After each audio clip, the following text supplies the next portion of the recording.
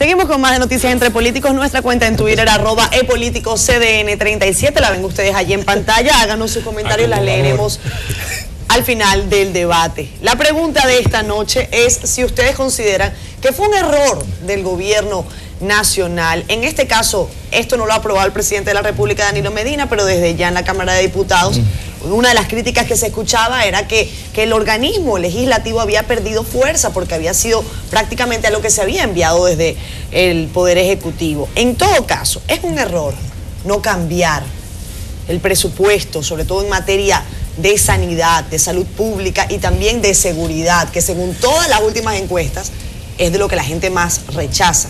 A la gente no le importa tanto el tema de la corrupción, a la gente le importa morirse de dengue y a la gente le importa que la roban antes de llegar a su casa todas las noches. Mira, sus comentarios. El presupuesto, si fue un error no reasignar partida, yo creo que fue un error enviar ese presupuesto al Congreso, porque el Consejo de Ministros, cuando hace su consulta al diferente estamento, es el momento ideal para que el gobierno, en esa situación, que sabe la demanda que tiene la población, porque los ciudadanos cuando demandan, en el caso de salud, que es el que más hemos debatido, sabe el Ministerio de Salud lo que necesita para ser eficiente, por lo menos debe saberlo, porque si no tiene un problema entonces de gerencia.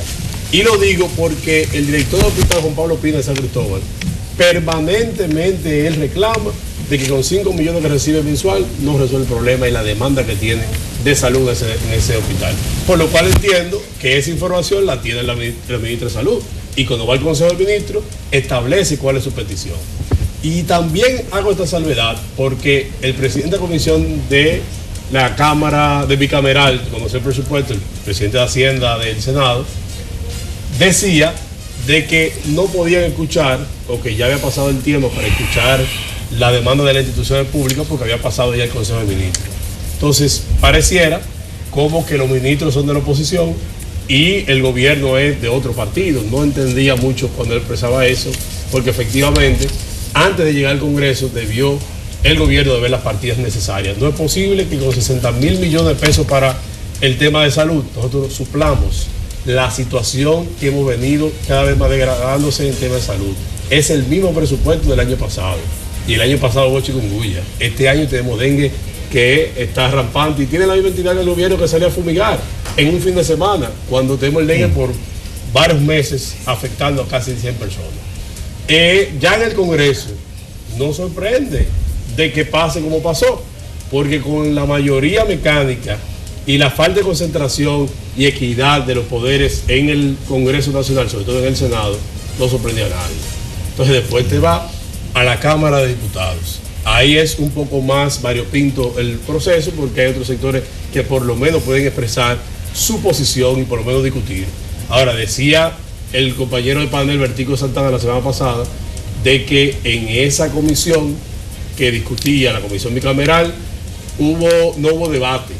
Simplemente se escuchó al ministro de Hacienda que hizo una exposición de cada uno de los puntos que se iba a llevar el presupuesto y por qué se aumentaba en casi 30.000 millones de pesos, pero no hubo debate en ese hemiciclo, sino que se dio por aprobado el planteamiento que hizo el Ministerio de Hacienda. Entonces, yo creo que este tipo de pieza, como decía Tobías, tan trascendental para la vida de la República Dominicana, bueno, es el principal instrumento económico con que contamos en la nación dominicana para poder hacer políticas públicas que si no es bien llevado y equitativamente distribuido, tenemos una situación más precaria que la partida dominicana. Finalmente, que sé que los colegas van a tomar, y veo todavía mirándome muy atentamente, yo creo que también el tema de distribución geográfica del presupuesto debe empezar a ser tomado en cuenta y la ley de estrategia de desarrollo habla en esos términos.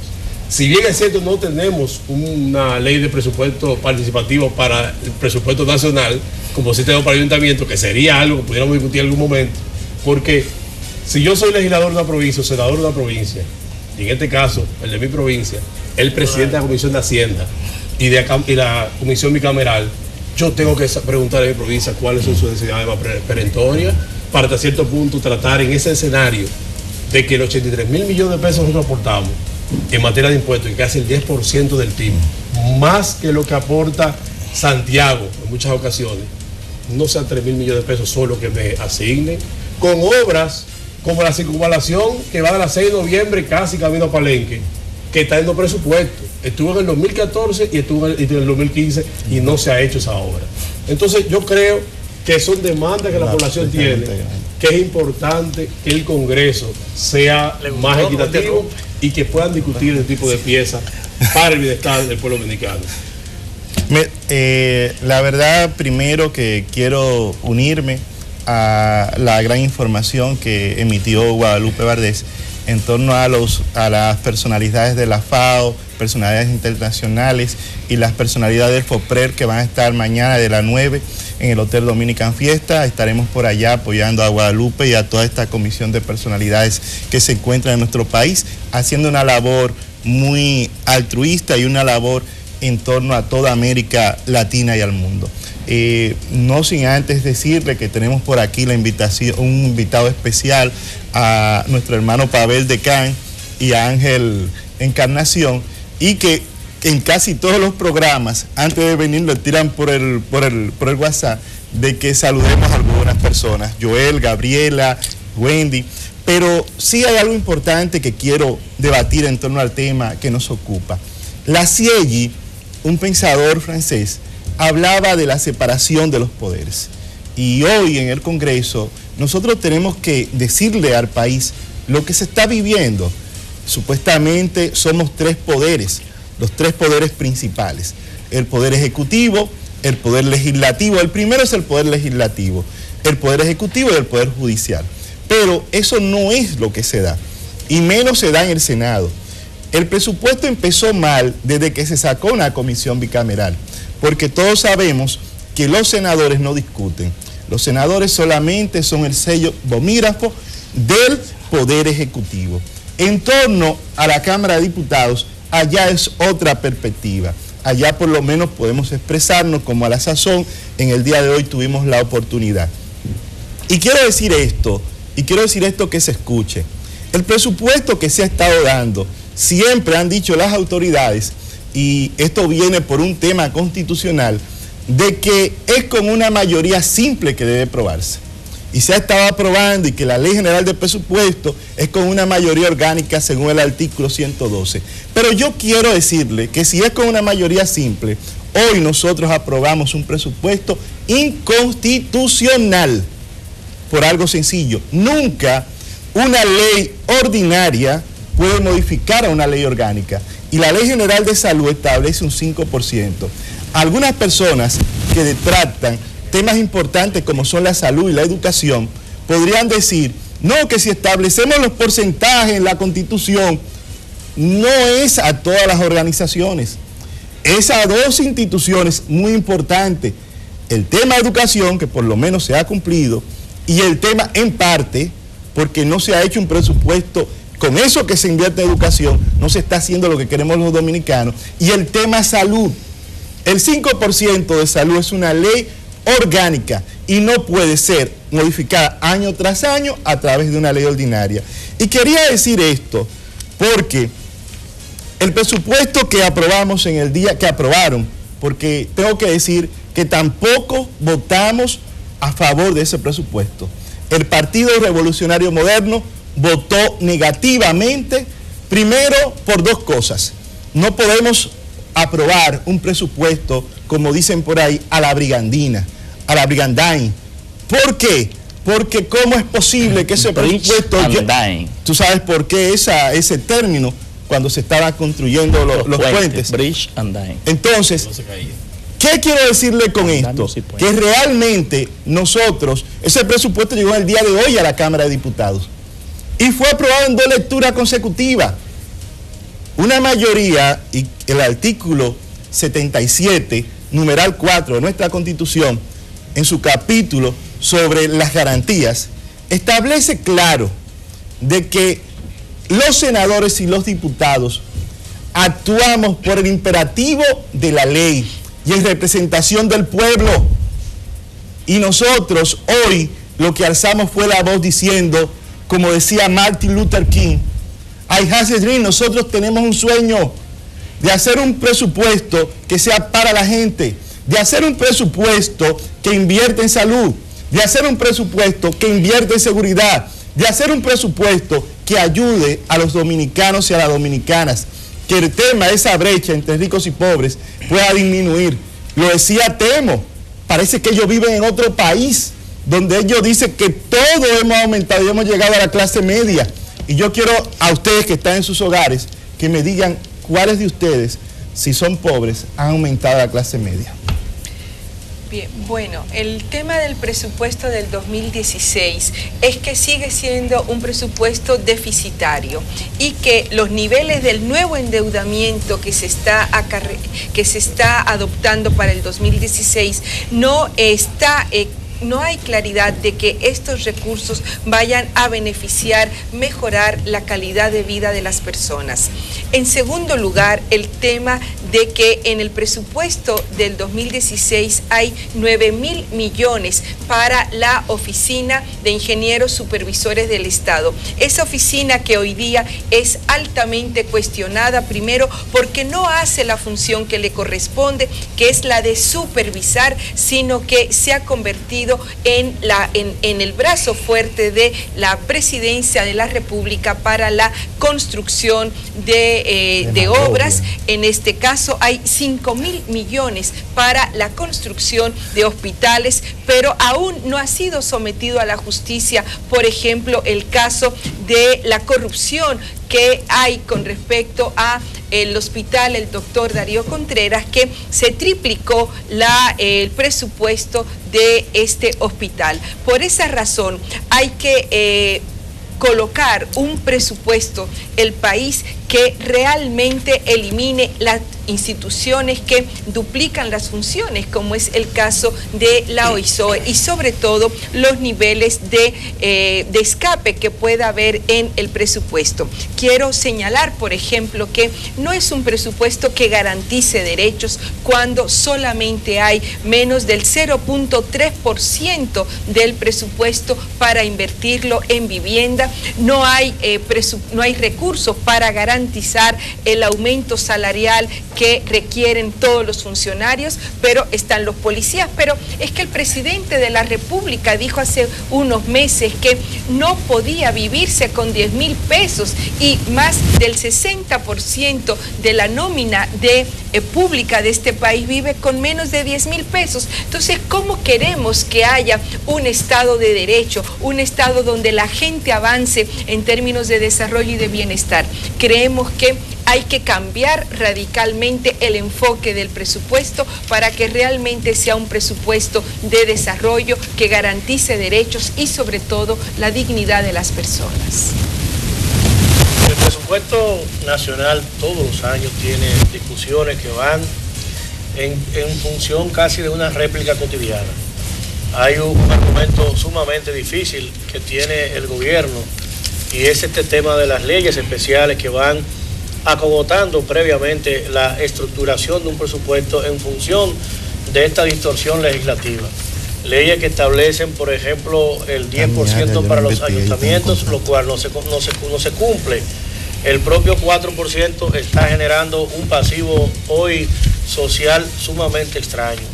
Se convirtió en una voz unísona del pueblo dominicano, en una conquista social al momento de que se suscribiera el acuerdo electoral de cara a las elecciones del 2012, y ya se ha cumplido con estipularlo las elecciones en el presupuesto. Ahora bien, vamos a sacar balance que hemos obtenido de emplear tantos recursos para este capítulo. ¿Cómo lo vamos a invertir en el año 2016?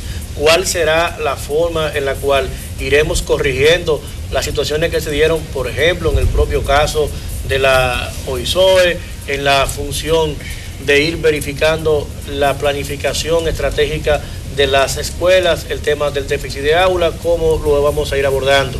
El tema propiamente del aumento de los profesores ha ido persiguiendo, dice Educación, más del 25% del aumento del presupuesto, de la partida presupuestaria para educación. Sin embargo, Salud Pública tiene una deficiencia sumamente dada en función del poco presupuesto que tiene, independientemente de que hay deficiencias a nivel de logística, de gerencia, porque las hay, de factor humano, hay también una gran situación económica, de acogimiento de los hospitales que no tienen presupuesto suficiente, y el propio caso del dengue. Pero obviamente hay un poco de cada cosa.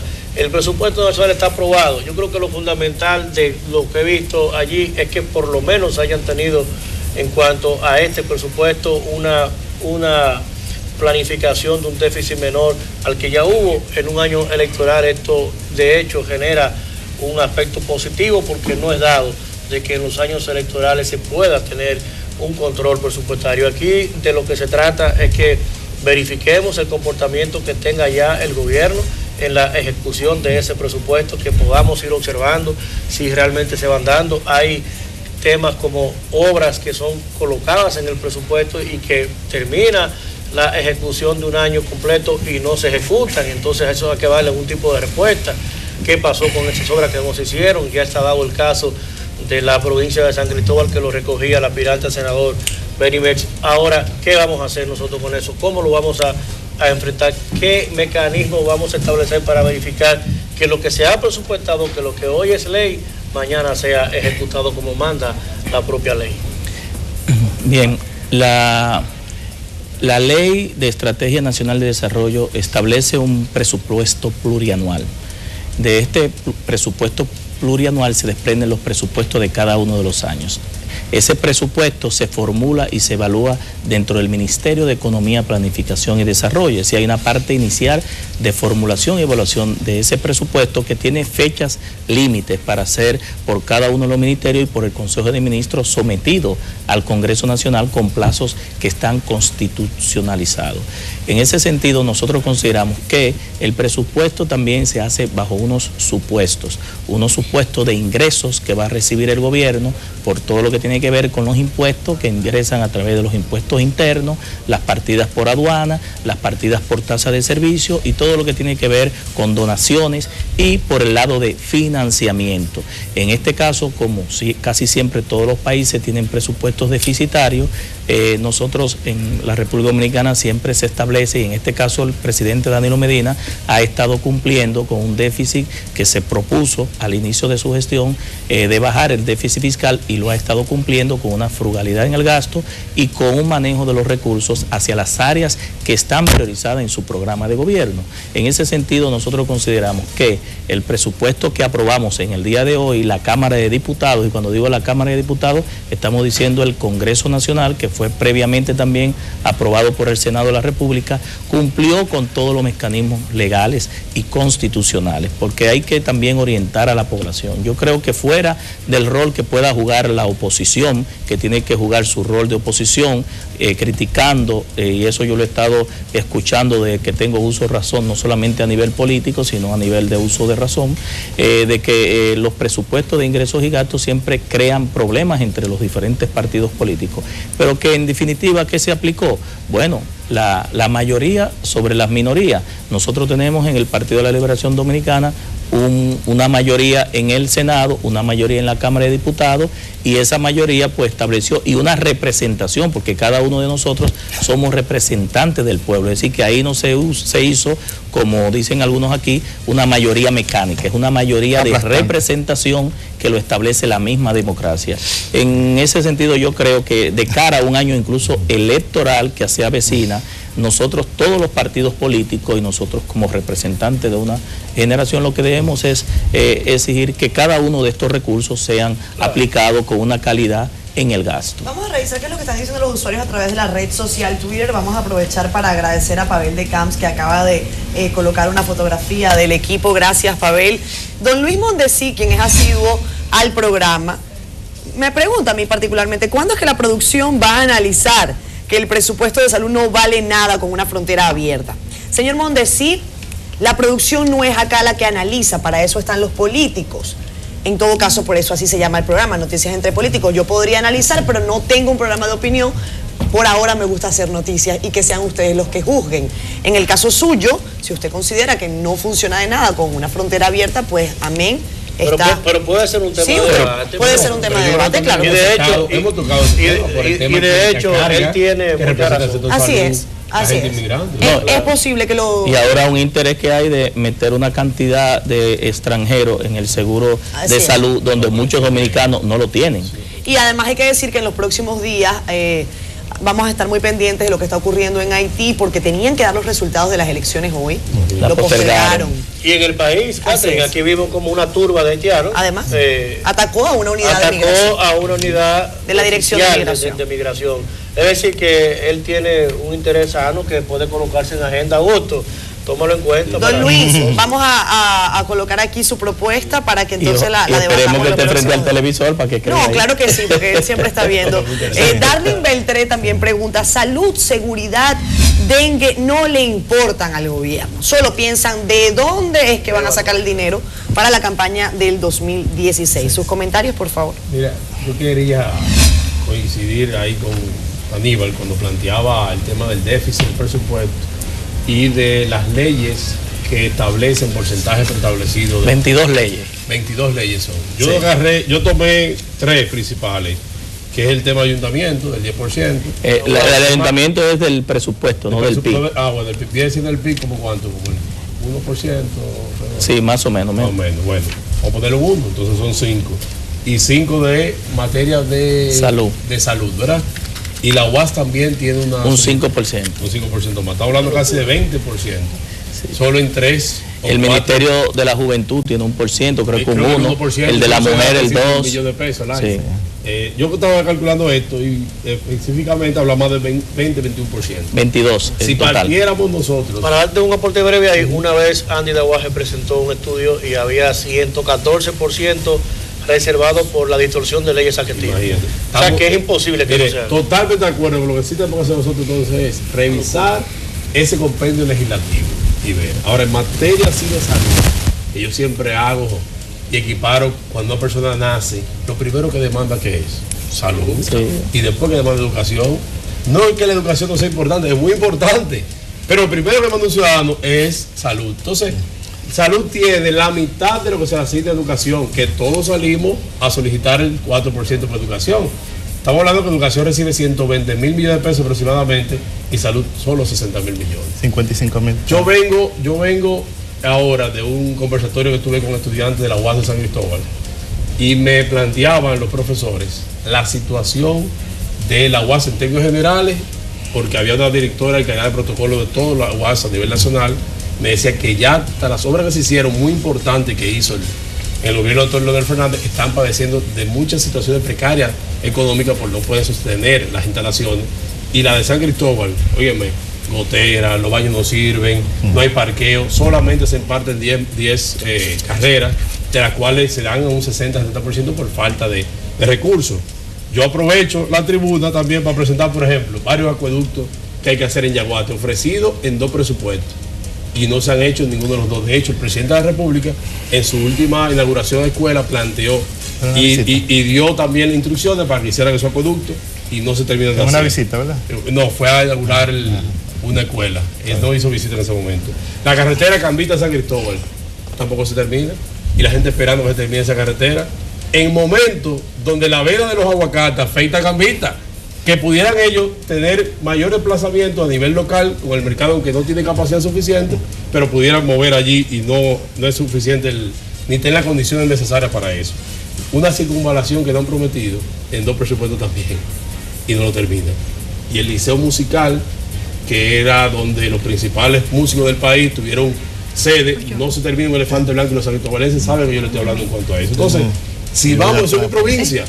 Pero yo recuerdo que en una ocasión, el de Santiago Rodríguez, por ejemplo, no votó un presupuesto porque le faltaba unos recursos que no estaban para Santiago Rodríguez. José Rafael Vargas no votó tampoco un presupuesto en un año porque no había partida para ello. Entonces ahí yo le digo un poco a mi amigo Tobías que necesariamente, aunque hay una mayoría y una concentración de poder en el Congreso, sobre todo en el Senado, los senadores representan su provincia y pudieran efectivamente llevar iniciativas en favor de su provincia, independientemente de la línea partida que le mande, porque yo creo que hay que combinar un poco la disciplina con lo que tú representas todo un conglomerado.